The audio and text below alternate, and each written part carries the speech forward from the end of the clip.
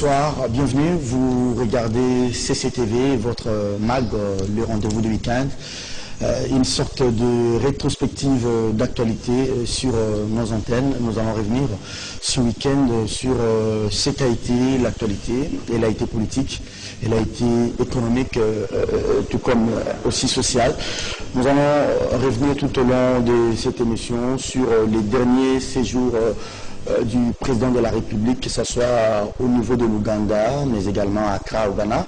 Et les chefs de l'État a séjourné également à Paris avec ces sommets sur la paix et la sécurité France avec l'Afrique. Emmanuel Macron, rencontre de haut niveau entre les deux chefs d'État, Félix Antoine Tshilombo Tshisekedi de la RDC et Emmanuel Macron de la France qui vient d'accorder aussi un important budget pour financer les actions de grande envergure du président de la République. Et pour en parler ce soir, nous recevons un peu dans ces cadres, autres que le plateau de CCTV, Paul Diakessé. Il est le directeur adjoint de la presse présidentielle. Paul Diakessé, bonsoir. Bonsoir Serge, très heureux de vous retrouver. Merci à vous, Paul Diakessé. Je compatis avec vous, parce que les conditions ne sont pas les conditions normales de CTV. Mais bon, je pense que ça ne prend pas beaucoup de temps et vous retrouverez votre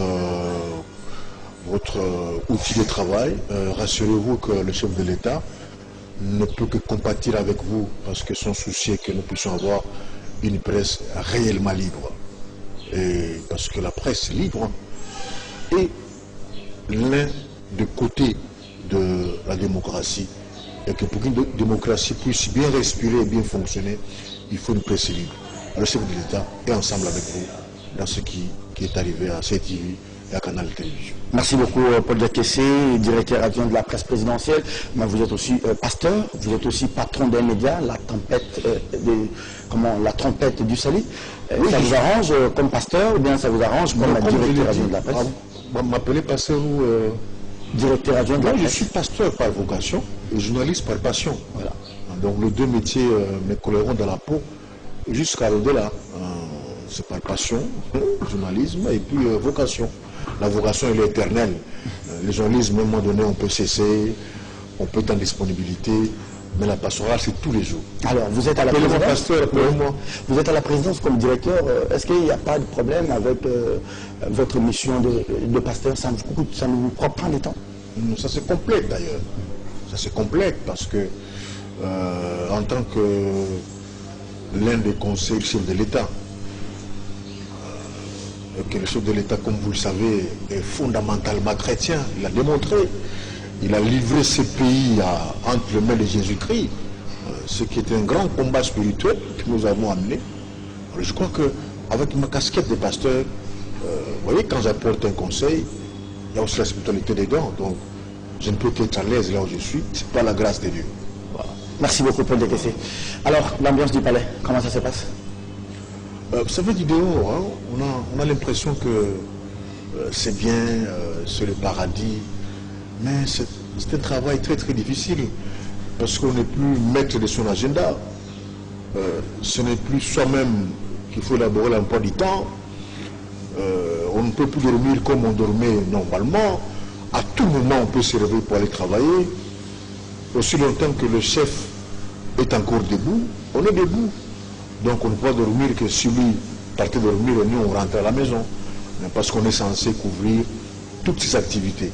Et il peut y avoir une activité d'un moment, dans un moment comme dans un autre. C'est un travail difficile que nous faisons avec beaucoup d'abnégation. Et nous croyons que par la grâce de Dieu nous réussirons.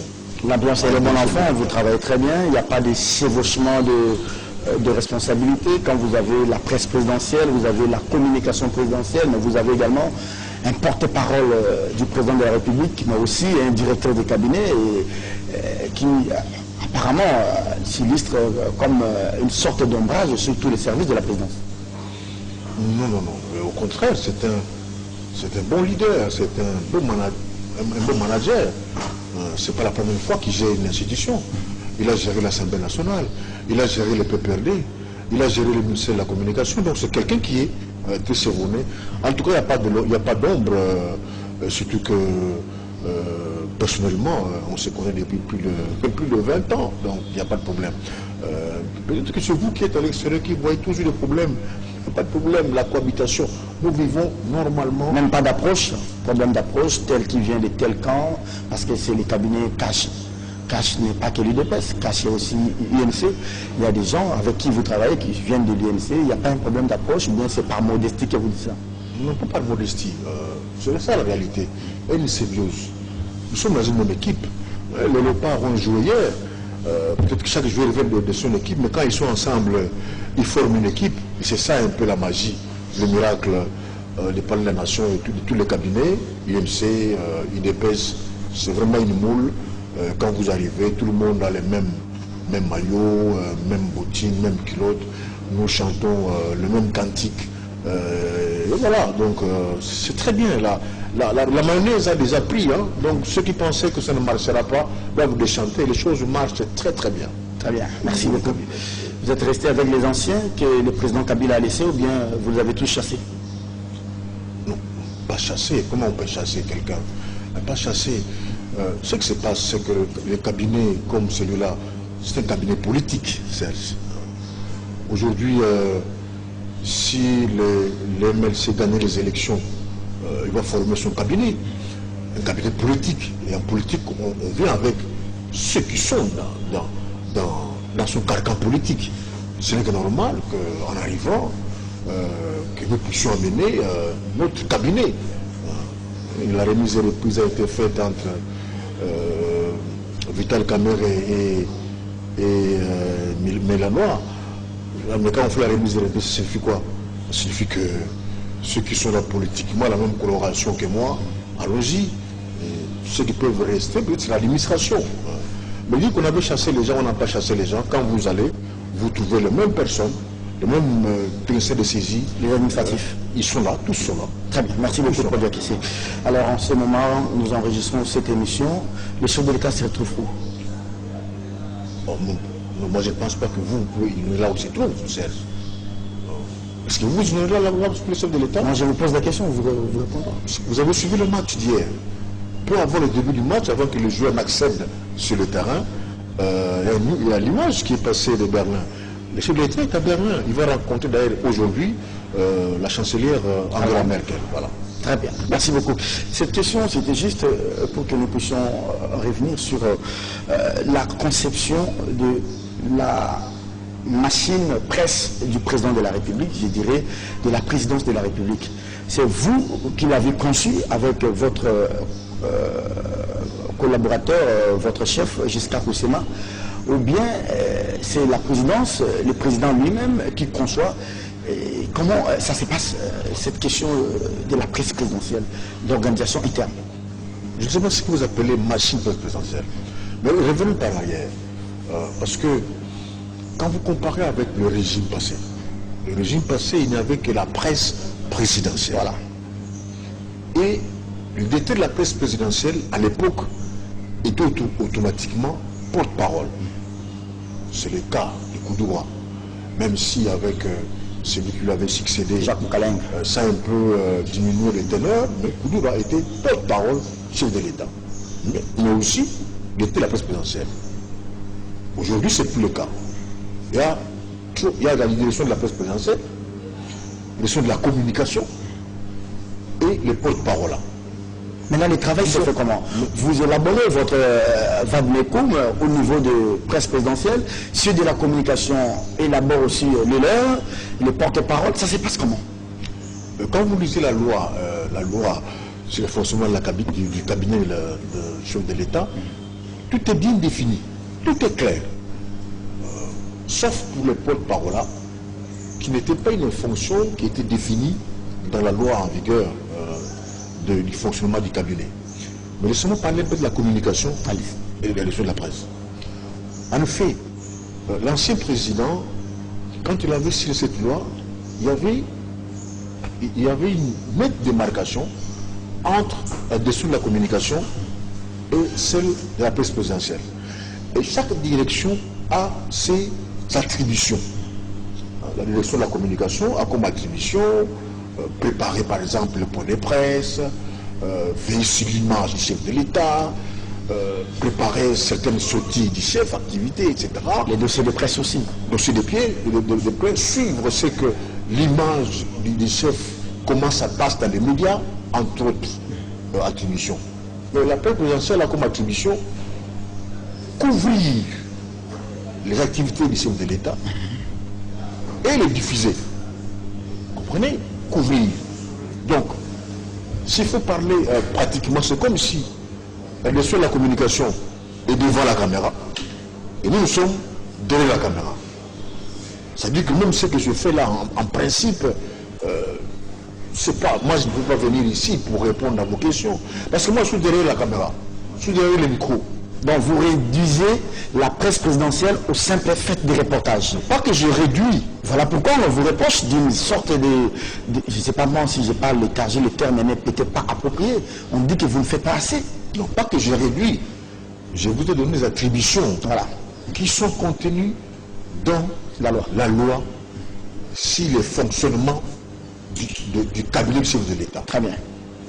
Mais malheureusement, mais pas malheureusement, curieusement, le régime passé n'a pas mis en exergue la communication, la leçon de la communication. Il y avait seulement la leçon de la presse présidentielle.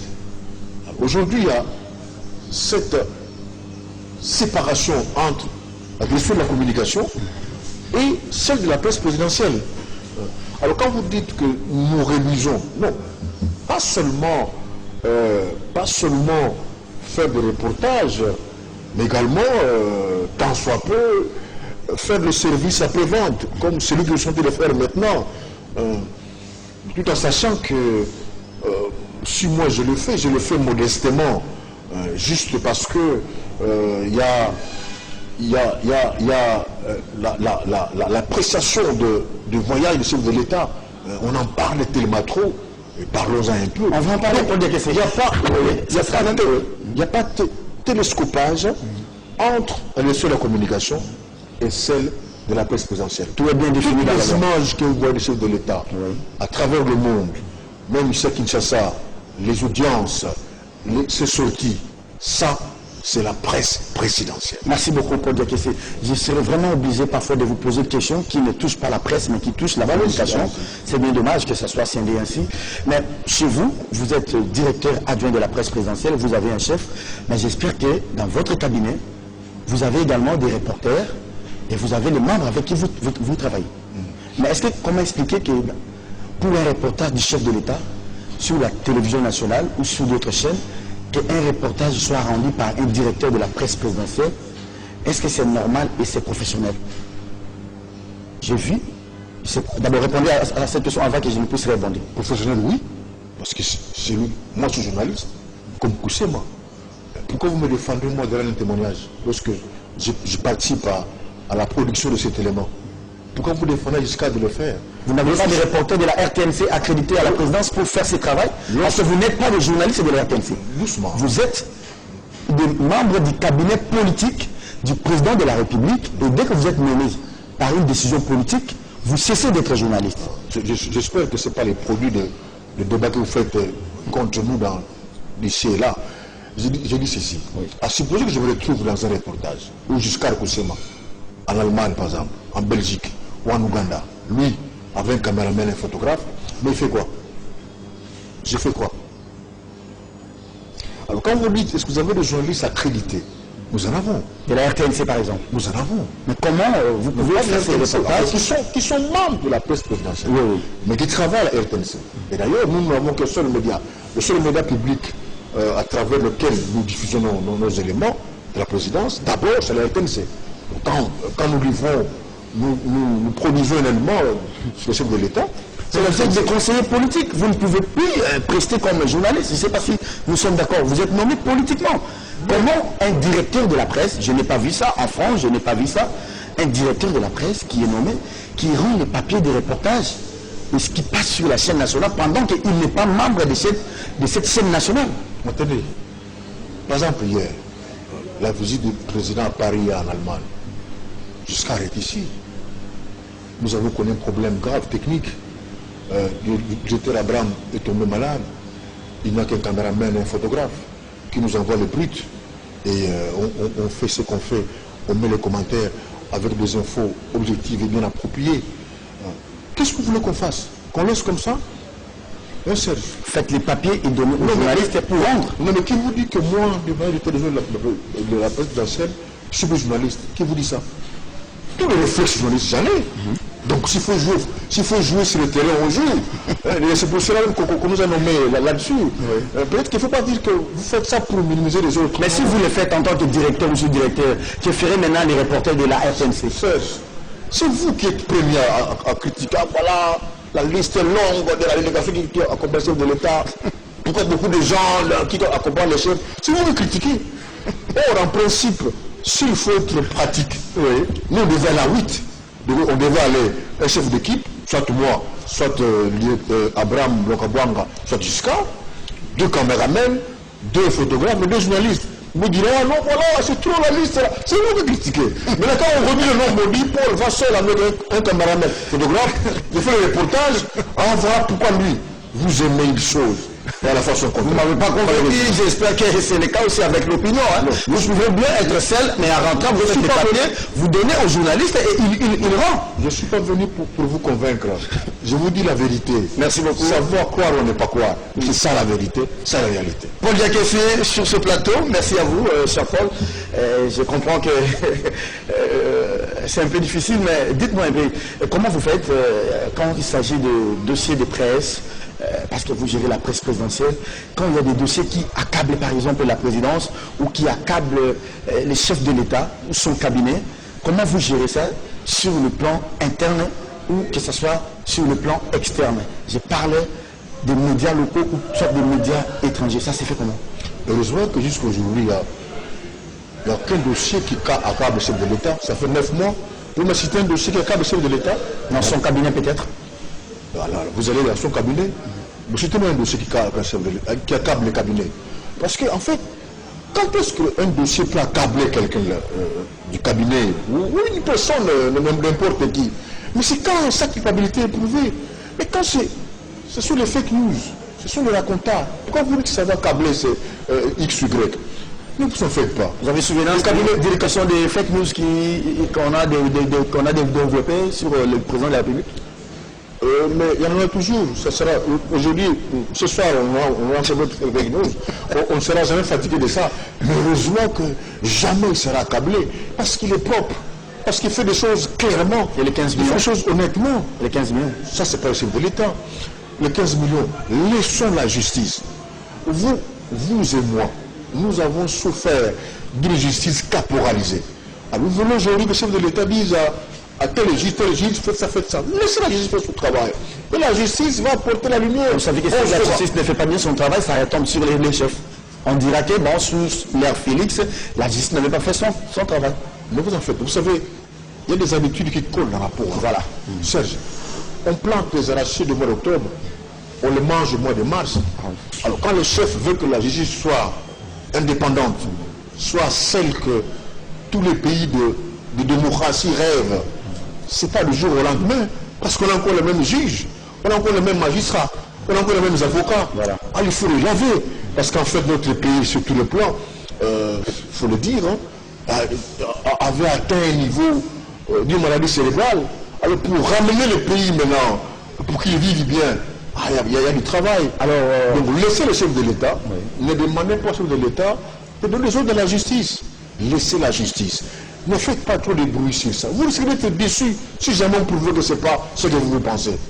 Mais lors de la rentrée judiciaire, si ma mémoire est bonne, le procureur général, après la cassation, Floribert Kabange, a semblé répondre au chef de l'État, parce que le chef a même crié sur cette question de corruption des députés lors des élections des sénateurs. Mais lors de la rentrée judiciaire, le PG, après la cassation, a dit quoi? Il n'avait pas de preuves. Mais pendant que c'est le chef de l'État qui était le premier à le décrier. Les preuves sur quoi? Sur cette prétendue corruption des députés provinciaux par les candidats sénateurs. Mais laissez la justice continuer. Parce que vous savez, il y a des choses. Il y a de. Mais comment le chef de l'État a décrié et le PG vient pour dire qu'il n'y avait pas suffisamment d'éléments? Serge, est-ce que le chef de l'État, en décriant, a donné les détails que voilà, tel. Il n'a pas dit ça. laissons à la justice de faire son travail. Et nous serons heureux, moi et vous, si jamais la justice faisait éclater la vérité. Ce que nous voulons. Merci beaucoup. Indépendamment. Très bien. Voilà. Alors, vous vous préparez déjà à gérer des dossiers à l'interne, tout comme à l'externe. Vous travaillez comment? Vous êtes dans un réseau avec des journalistes internes ici, des Quinois, mais tout comme ceux qui sont à Lubumbashi ou soit à Guémena. J'ai parlé même au Congo central. Vous avez un réseau que la presse présidentielle gère. Ou bien vous avez aussi des amis, par exemple les TV5, Jeune Afrique, New York Times, avec qui vous êtes en collaboration. Ce que nous faisons maintenant, ça n'a jamais été fait avant. C'est ainsi que même parfois on nous critique. À un moment donné, j'ai vu des gens dire « Ah, mais la com de tel est mieux que la com du président, parce que voilà l'image. » Nous avons voulu faire un effort, Serge. L'effort sur l'immédiateté. C'est-à-dire, quand le chef pose un acte, à la seconde qui suit, le monde est déjà au courant. Ça, c'est ce que nous avons apporté comme touche. Deuxième touche, nous avons créé un point focal. D'ailleurs, je vais vous mettre dans ce point focal. Chaque information que nous diffusons, ceux qui sont sur notre réseau ont accès à cette information. Pour relayer. Et nous sommes en contact avec des médias de l'intérieur, qui communiquent avec nous, qui nous relaient dans notre point focal. Mais aussi, que nous avons une activité du chef de l'État, nous accréditons des journalistes, des médias, qui ne sont pas des médias publics, qui nous accompagnent pour réaliser cette activité. Sauf que à 9 mois, nous n'avons pas encore tous les moyens qu'il faut pour faire ce que vous dites là. Mais nous allons y arriver. Justement, au début de l'année prochaine, ça sera fait. Nous aurons des correspondants partout dans la province et pourquoi pas à l'extérieur du pays. J'allais d'ailleurs vous poser la question sur les budgets, si vous avez un budget autonome qui vous permet de bien faire ce travail. J'ai vu lors du passage du président de la République aux États-Unis, aucune manchette sur sa première visite aux États-Unis, dans des grands quotidiens comme New York Times et autres. Je ne sais pas qu'est-ce qui n'a pas marché. Bon, par exemple, vous n'êtes pas aux États-Unis, parce que le New York Times que vous avez vu publié soit sur quel média n'est pas le même qui soit partout aux États-Unis. Vous savez que aux États-Unis, chaque État, la rédaction, ce n'est pas comme chez nous ici, le journal sort ici et puis on met dans un train, avion, ça part. Non. Chaque ville a son imprimerie. Donc, on donne seulement la une, mais chaque État, chaque ville a ces informations qui n'ont rien à voir avec les informations de Washington ou de New York. Dire qu'on n'a pas publié ça, je pense que je vois que vous n'avez pas bien perçu les choses parce que vous n'étiez pas aux États-Unis. On a parlé de ça et on doit en parler. Surtout que le discours du chef est un discours qui est sorti de l'ordinaire. Vous savez que le discours, je ne sais pas si vous avez analysé ce discours-là. Ça ressemble un peu au discours que vous avez étudié quand vous étiez en secondaire. Le fameux discours du 4 octobre, chef de l'État à l'époque, Marshal Mobutu. Un discours très profond. Et c'était résumé dans certains médias aux États-Unis. Malheureusement, je n'ai pas apporté ça. Si vous m'avez dit, j'allais vous apporter des petites copies de Washington Post et autres médias américains. Merci beaucoup. Paul Diakessé, je rappelle que vous êtes directeur adjoint de la presse présidentielle. Paul Diakessé, c'est notre invité de ce soir. Avec lui, nous abordons ce qu'est la presse présidentielle, mais aussi les différentes visites du président de la République au niveau africain, tout comme au niveau de l'Europe, bref, au niveau de l'Occident. J'ai vu dernièrement une adresse du président de la République à la nation. La RTNC d'ailleurs nous a réveillé pour dire flash flash bientôt un message du chef de l'État. J'ai vu ce message, il était un message solennel ou bien c'était un spot ou un message de campagne. Selon vous, c'était quoi? Je n'ai pas bien saisi les documents en question. C'est fait par la presse présidentielle, ça? Mais c'était un message que le chef arriva à la nation. C'était solennel. Parce qu'il n'y a pas de drapeau, c'est ça? Ah, vous aussi, vous avez remarqué qu'il n'y avait pas de drapeau. Parce qu'il n'y a pas de drapeau, ce n'était pas solennel. Non, c'est pas ça que j'ai dit. Mais le chef, même s'il est au stade, quand il a fait la prière au stade, il y avait un drapeau derrière. Quand le chef parle, même s'il est sur un bandal, Kimbo Peto, c'est solennel. Même s'il se retrouve à Djougou, à mi-tour, il parle. C'est solennel. Entrecoupé des tapis sonores comme une sorte d'enrobé en termes journalistiques. Bon, vous savez, vous êtes tellement nostalgique de copier-coller. Non, je suis professionnel. Je sais que vous êtes professionnel. Non. Vous êtes passé à l'ISTI avant moi, vous savez ce que c'est. Parce que vous voulez seulement des choses là où il est assis avec drapeau derrière, tout ça, hymne national.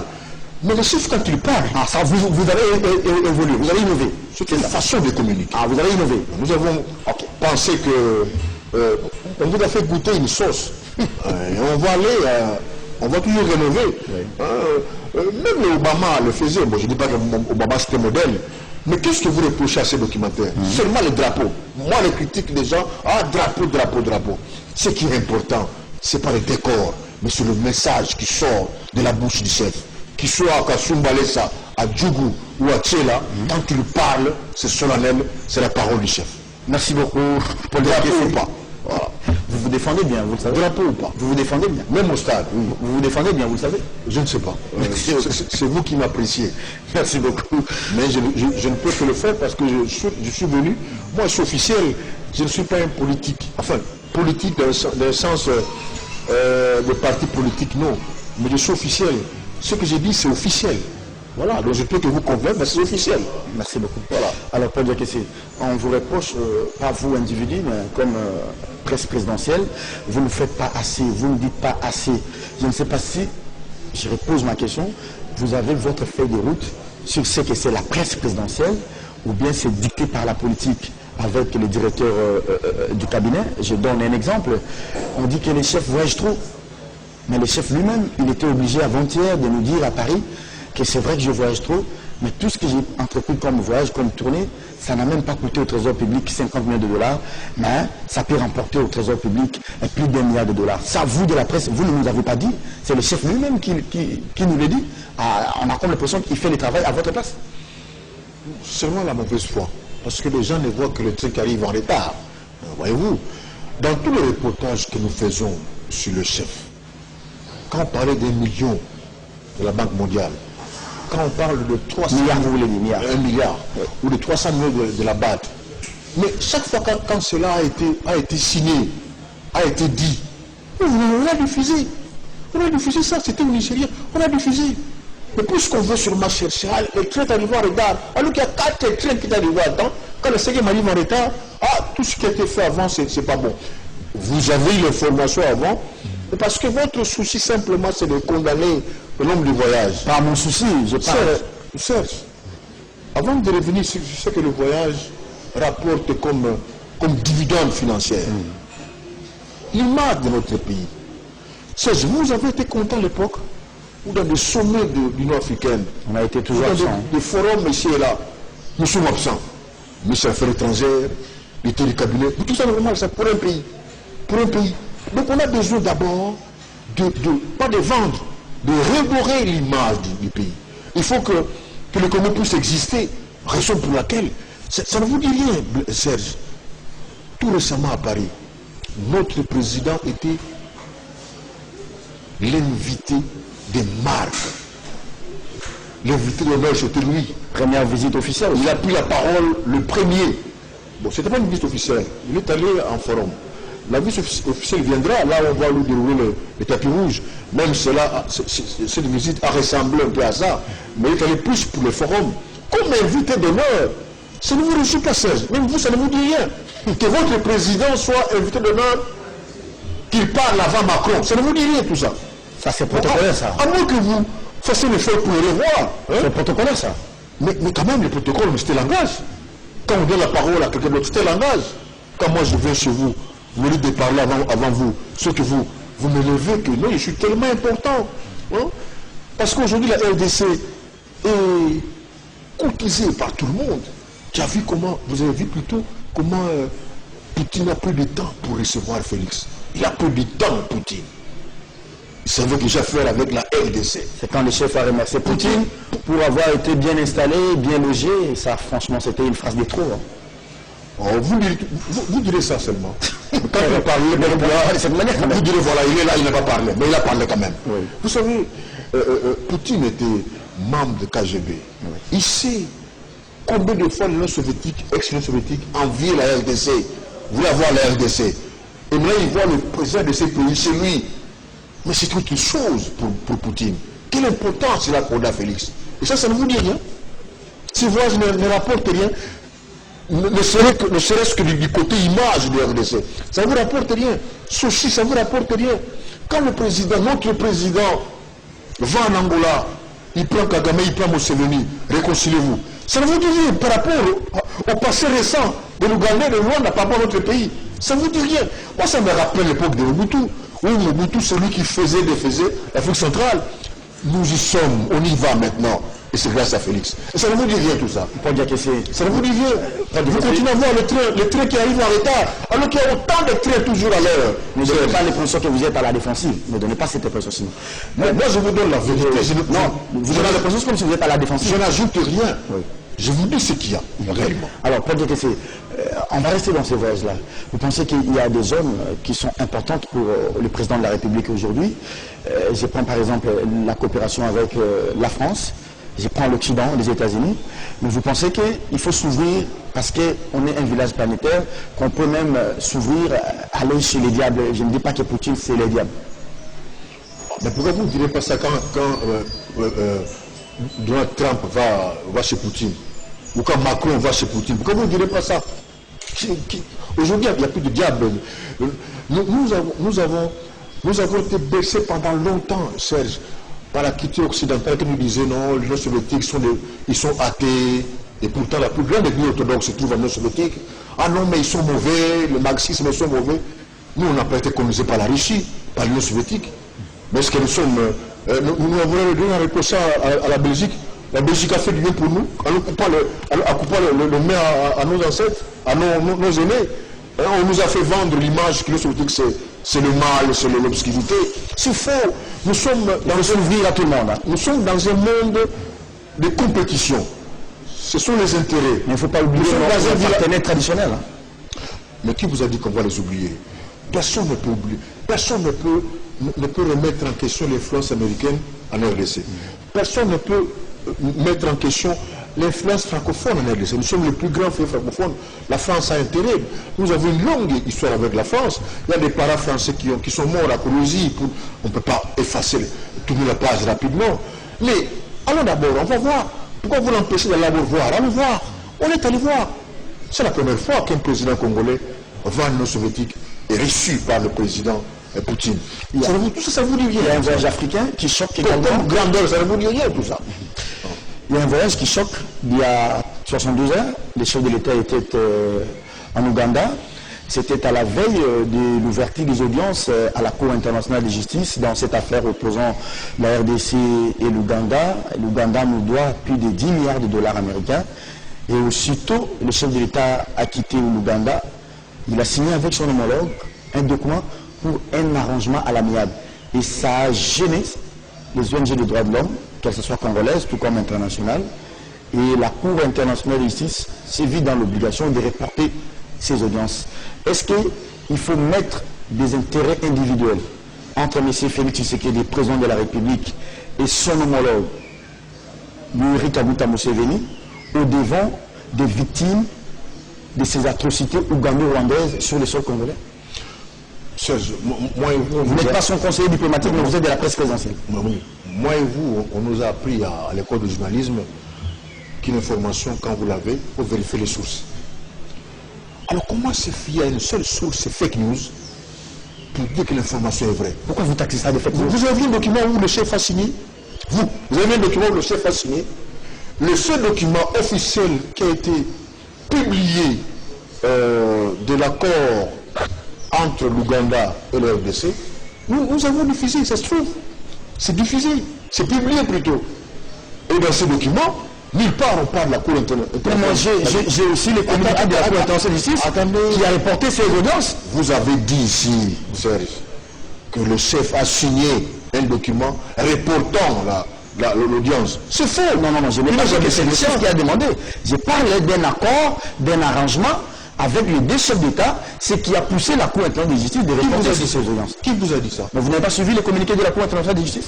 Non, mais qui vous a dit ça? Est-ce que c'est le chef qui a signé? Et puis quand on dit report, c'est pas l'annulation. Et puis, il n'était pas dit que l'audience là, après l'audience, le gouvernement va verser l'argent. Hein, le report ne signifie pas annulation. Et puis la visite du chef de l'État en Ouganda n'avait rien de... C'était juste une coïncidence. C'était prévu bien avant que le chef sera là, en telle date. Ça n'a rien à voir avec la coordination de la justice. Et ça, pensez que le chef de l'État peut facilement faire ça, ne vous fiez pas de telles informations. Il n'y a aucun document qui le prouve que le chef a signé pour que le bien soit reporté. Ne racontez pas n'importe quoi. C'est le chef de l'État. Merci beaucoup pour dire que c'est le numéro 1. Il a tout ce qu'il fait, c'est pour que le pays aille de l'avant. Il ne trahira jamais le Congo. Il a dit encore ça. Il vous arrive de parler avec lui comme directeur adjoint de sa presse? C'est tous les jours que je le vois. Tous les jours. Il n'a pas de problème nécessairement parler avec lui. Parce que quand nous couvrons les audiences, nous entrons dans son bureau, etc. Pas parler, c'est comme le chef, parler avec lui à tout moment pour dire quoi. Mais on se voit presque tous les jours. Très bien. Il y a des images qui sortent sur les réseaux sociaux, parfois qui gênent. Qui gère ça? C'est la communication ou bien c'est vous? C'est pas tout le monde qui prend la photo et met ça sur la place publique. C'est vrai, bon, ben, mais on est parfois surpris par ces photos. Il y a parfois des gens qui les documents de la présidence qui sont dans les réseaux sociaux. Qui utilisent le téléphone de la présidence. Lesquels? Du cabinet. Du cabinet. Parlez du cabinet. Mais parlez d'abord des photos.